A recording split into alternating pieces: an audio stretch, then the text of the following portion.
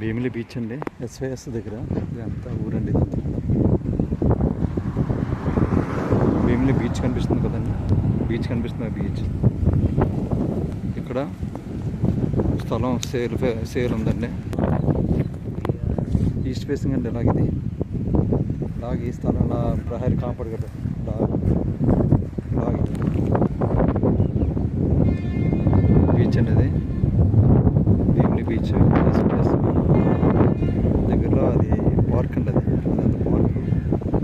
So park ఆపోజిట్లో ఇదంతా north east వస్తుందండి. ఇది north east land for sale 600 గజాలు వస్తుంది. ఇలా నార్త్ ఈస్ట్ 600 గజాలు వస్తుంది ల్యాండ్ ఫర్ సేల్. అది బీచ్, వైజాగ్ బీచ్ అని, భీమిలి బీచ్ వైజాగ్ బీచ్ దగ్గరలో ఇలా 600 గజాలు ల్యాండ్ ఫర్ సేల్ అండి. ఇలా ఈ ఫోల్డ్ చేసినది ఇలా నార్త్ ఈస్ట్ కార్నర్ వస్తుందండి. అలా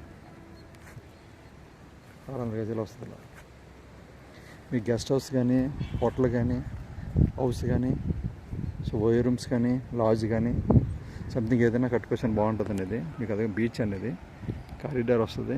ఆ ముందునే బాబా ఆశ్రమం ఏదో ఉందండి. ఈ ముందుకెళ్తే లెఫ్ట్ సైడ్ వెళ్తే భీమిలి బీచ్, భీమిలి వస్తుంది. సో ఈ ఏరియాలో బీచ్ పర్స్. ఓకే, రాము మధురవాడ రియల్ ఎస్టేట్ అండి ఇది.